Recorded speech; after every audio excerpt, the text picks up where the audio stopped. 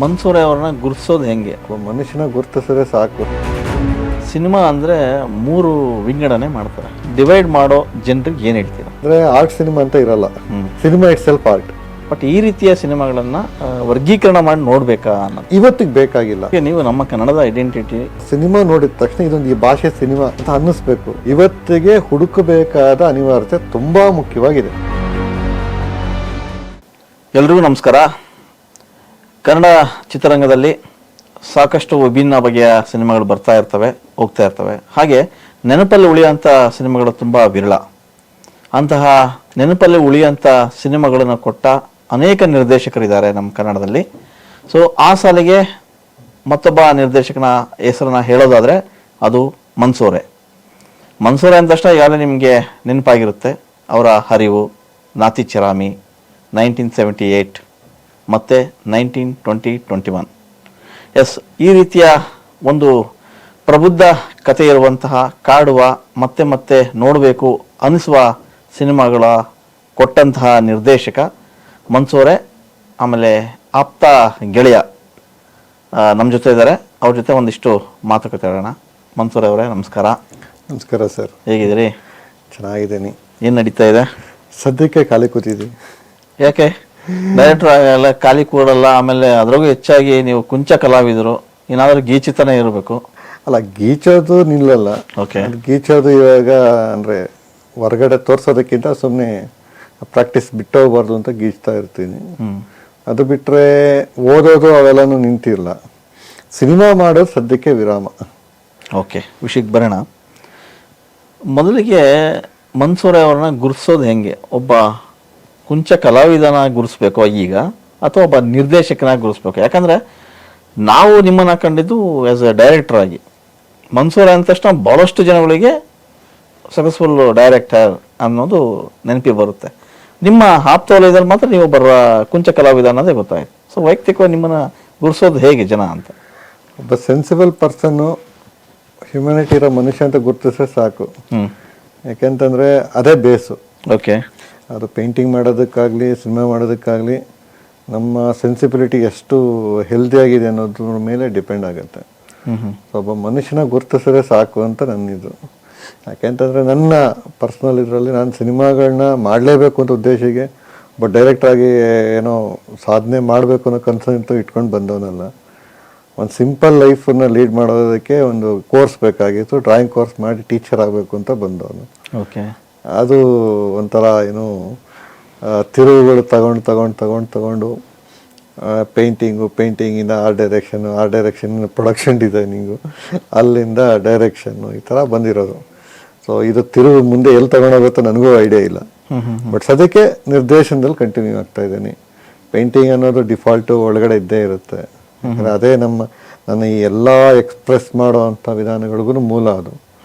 So ಹಂಗಾಗಿ ಅದು ಯಾರಿಗೆ ಯಾವ್ದು ರೀತಿ ದಕ್ತೀವೋ ಆ ಥರ. ಓಕೆ, ಸಿನಿಮಾ ಅಂದರೆ 3 ವಿಂಗಡಣೆ ಮಾಡ್ತಾರೆ. ಒಂದು ಆರ್ಟ್ ಸಿನಿಮಾ ಅಂದರೆ ಕಲಾತ್ಮಕ cinema, bridge movie, commercial. So ಈ ರೀತಿಯ ಡಿವೈಡ್ ಮಾಡೋ ಜನರಿಗೆ ಏನು ಹೇಳ್ತೀರಾ? ಅದು ಅವರು ಆ ಥರ ಗುರ್ತಿಸಿದ್ರೆ ಅದು ತಪ್ಪಲ್ಲ ಸರ್. ಯಾಕಂತಂದರೆ ಅದಕ್ಕೆ ನಾವು ವರ್ಷಾನುಗಟ್ಟಲೆ ಆ ಥರದ ಒಂದು ಫಾರ್ಮೆಟ್ಗಳನ್ನ ಸೆಟ್ ಮಾಡಿಬಿಟ್ಟು ಅದನ್ನು ಪದೇ ಪದೇ ಆ ಹೆಸರಲ್ಲಿ ಅದನ್ನು ಉಲ್ಲೇಖಿಸಿ ಮಾತಾಡಿರೋದ್ರಿಂದ ಜನಗಳು ಈಗ ಇದು ಈ ಥರ ಸಿನಿಮಾ ಅಂತ ಆಗಿದೆ. ಬಟ್ ಇವತ್ತಿನ ಕಂಟೆಂಪ್ರರಿಯಲ್ಲಿ ಈ ಡಿಫ್ರೆನ್ಸ್ ಇದೆಯಲ್ಲ, ಅದು ಒಡೆದೋಗಿದೆ. ಓಕೆ, ಇವತ್ತಿಗೆ ಈಗ ಎಕ್ಸಾಂಪಲ್ ತಿಥಿ ಅನ್ನೋ ಸಿನಿಮಾ ಎಕ್ಸಾಂಪಲ್ ತಗೊಳ್ಳೋದಾದ್ರೆ, ಅದು ಫೆಸ್ಟಿವಲ್ಸ್ಗೆ ಹೋಗಿ ಫೆಸ್ಟಿವಲ್ಸಲ್ಲಿ ಸಿಕ್ಕಾಪಟ್ಟೆ ಸೌಂಡ್ ಮಾಡಿ ಆಮೇಲೆ ಥಿಯೇಟ್ರಿಕಲ್ ರಿಲೀಸ್ ಆಗಿ ಅಲ್ಲೂ ಹೆಸರು ಮಾಡ್ತು. ಈಗ ನನ್ನ ಸಿನಿಮಾ ತಗೊಳ್ಳೋದಾದರೆ ನಾತಿ ಚರಾಮಿ, ಆ ಕಡೆ 5 ನ್ಯಾಷನಲ್ ಅವಾರ್ಡ್ ಬಂತು, 4 ಫಿಲ್ಮ್ ಫೇರ್ ಬಂತು, 1 ಇಂಟರ್ನ್ಯಾಷನಲ್ ನೆಟ್ಪ್ಯಾಕ್ ಅವಾರ್ಡ್ ಬಂತು. ಸೊ ಪ್ಯಾರಲಲ್ ಸಿನಿಮಾಗೆ ಅರ್ಹತೆಗಳು ಏನೇನಿದೆಯಲ್ಲ, ಅಂದರೆ ಆರ್ಟ್ ಸಿನಿಮಾ ಅನ್ನೋದು ನಾನು ಪ್ಯಾರಲಲ್ ಸಿನಿಮಾ ಅಂತೀನಿ. ಯಾಕಂತಂದ್ರೆ ಆರ್ಟ್ ಸಿನಿಮಾ ಅಂತ ಇರಲ್ಲ, ಸಿನಿಮಾ ಇಟ್ ಸೆಲ್ಫ್ ಆರ್ಟ್. ಅದು ಇಷ್ಟ ಆಯ್ತಾ ಇಲ್ವಾ ಅನ್ನೋದು ಅಷ್ಟೇ. ಇದು ವೈಯಕ್ತಿಕವಾಗಿ ಅದು ಇಷ್ಟ ಆಯ್ತಾ ಇಲ್ವಾ ಅನ್ನೋದು, ಅದು ಬಿಟ್ರೆ cinema it self art. So ಅಲ್ಲಿ ಆರ್ಟ್ ಸಿನಿಮಾ ಅಂತ ಬರೋದೇ ಇಲ್ಲ. ಸೊ ಹಂಗಾಗಿ ನಾನು ಅದನ್ನ ಪಾಪ್ಯುಲರ್ ಸಿನಿಮಾ, ಪ್ಯಾರಲಲ್ ಸಿನಿಮಾ ಅಂದ್ರೆ ಜನಪ್ರಿಯ ಸಿನಿಮಾಗಳು, ಪರ್ಯಾಯ ಸಿನಿಮಾಗಳು ಜನಪ್ರಿಯ ಸಿನಿಮಾಗಳಿಗಿರುವಂಥ ಮಾದರಿಗಳು, ಸಿದ್ಧ ಸೂತ್ರಗಳನ್ನ ಬಿಟ್ಟು ಅದಕ್ಕೆ ಆದ ಒಂದು ಸೆನ್ಸಿಬಿಲಿಟಿ, ಅಥೆಂಟಿಸಿಟಿ, ಇದನ್ನ ಇಟ್ಕೊಂಡು ಮಾಡಿರುವಂಥ ಪರ್ಯಾಯ ಸಿನಿಮಾಗಳು, ಜನಪ್ರಿಯತೆಗೆ ಪರ್ಯಾಯವಾಗಿ ಬರುವಂಥ ಸಿನಿಮಾಗಳು. ಸೊ ನಾಟ್ಯಚರಾಮಿಗೆ ಆ ವ್ಯವಸ್ಥೆಗಳು ಇದೆ, ಥಿಯೇಟ್ರಿಕಲ್ಲೂ ರಿಲೀಸ್ ಆಗಿದೆ, ಜೊತೆಗೆ ನೆಟ್ಫ್ಲಿಕ್ಸಲ್ಲಿ ಬಂದ್ಬಿಟ್ಟು ದೊಡ್ಡ ಮಟ್ಟದಲ್ಲಿ ಜನನ ತಲುಪಿದೆ. ಆಕ್ಟ್ 1978 ಅದು ಪನೋರಮಗೂ ಸೆಲೆಕ್ಟ್ ಆಗಿದೆ, ಪರ್ಯಾಯ ಸಿನಿಮಾಗಳು ಮಾತ್ರ ಸೆಲೆಕ್ಟ್ ಆಗುವಂಥ ಪನೋರಮಗೂ ಸೆಲೆಕ್ಟ್ ಆಗಿದೆ, ಥಿಯೇಟ್ರಿಕಲ್ಲೂ 75 ಡೇಸ್ ರನ್ ಆಗಿದೆ. ಸೊ ಈಗ ಇದಿದೆ ಗೊತ್ತಾ, ಅದನ್ನ ಆಲ್ಮೋಸ್ಟ್ ಬ್ರೇಕ್ ಆಗಿದೆ.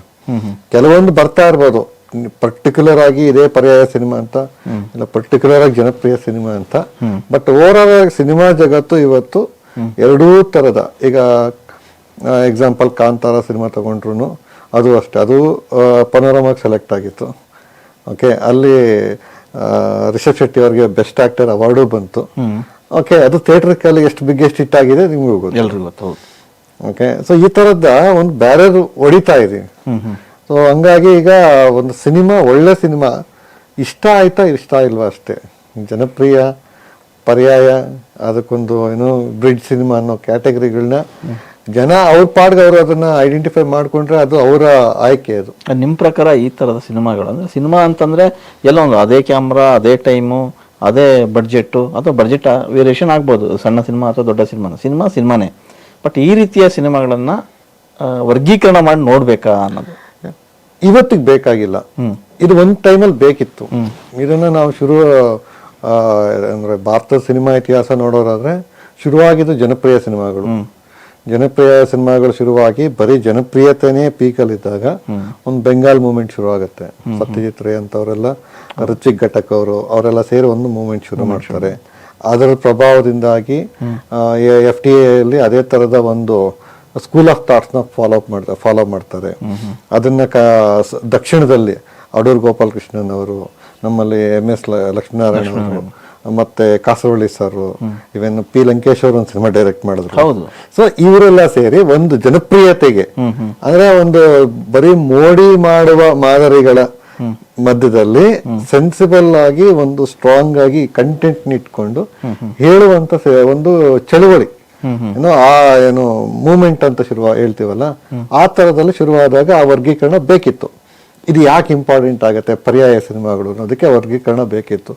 ಬಟ್ ಇವತ್ತು ಪ್ರತಿ ಸಿನಿಮಾದಲ್ಲೂ ಇನ್ವೆಸ್ಟ್ಮೆಂಟ್ ಅನ್ನೋದೇನಿದೆ ಅದು ನಿರ್ದಿಷ್ಟವಾಗಿ ಬರ್ತಾ ಇಲ್ಲ. ಓಕೆ, ಅದಕ್ಕೆ ಇದೇ ತರದ ಇನ್ವೆಸ್ಟ್ಮೆಂಟ್ ಇವ್ರು ಮಾತ್ರ ಅದಕ್ಕೆ ಇನ್ವೆಸ್ಟ್ ಮಾಡ್ತಾರೆ ಅನ್ನೋದಿಲ್ಲ. ಎರಡೂ ತರ ಸಿನಿಮಾಗಳಲ್ಲಿ ಎಲ್ಲಾ ತರದ ಇನ್ವೆಸ್ಟ್ಮೆಂಟ್ ಬರ್ತದೆ. Capital important. ಸೊ ಅದು ಕಾರ್ಪೊರೇಟ್ ಅನ್ನೋರು ಎರಡೂ ಕಡೆ ಇನ್ವೆಸ್ಟ್ ಮಾಡ್ತಾ ಇದ್ದಾರೆ. ಸೊ ಸ್ಟುಡಿಯೋಸ್ ಅವ್ರು ಎರಡೂ ತರ ಸಿನಿಮಾಗಳು ಇನ್ವೆಸ್ಟ್ ಮಾಡ್ತಾ ಇದ್ದಾರೆ. ಬರೀ ಕನ್ನಡ ಅಂತ ಹೇಳ್ತಾರೆ, ಓವರ್ ಆಲ್ ಇಂಡಿಯನ್ ಸಿನಿಮಾ ಅಂತ ಹೇಳ್ತಾ ಇರೋದು. ಸೊ ಅದ್ರ ಎರಡೂ ತರ ಇನ್ವೆಸ್ಟ್ಮೆಂಟ್ ಆಗ್ತಾ ಇರೋದ್ರಿಂದ ಸ್ಟುಡಿಯೋಸ್ ಅವರು ಈಗ ನಾವು ಆ ವರ್ಗೀಕರಣ ಇವತ್ತಿಗೆ ಬೇಕಾಗಿಲ್ಲ ಅಂತ, ಇವಾಗ ಮೂವ್ಮೆಂಟ್ ಮಾಡಕ್ ಸಾಧ್ಯ ಇಲ್ಲ. ಒಂದ್ ಟೈಮಲ್ಲಿ ಇತ್ತಲ್ಲ, ಆ ಮೂವ್ಮೆಂಟ್ ಅಲ್ಲಿ ಇವತ್ತೇನಿದ್ರು ಎಷ್ಟು ರೀಜನಲ್ ಆಗಿ ಕಂಟೆಂಟ್ ನ ಸ್ಟ್ರಾಂಗ್ ಆಗಿ ಹೇಳ್ತೀವಿ ಅನ್ನೋದು ತುಂಬಾ ಇಂಪಾರ್ಟೆಂಟ್. ಕರೆಕ್ಟ್.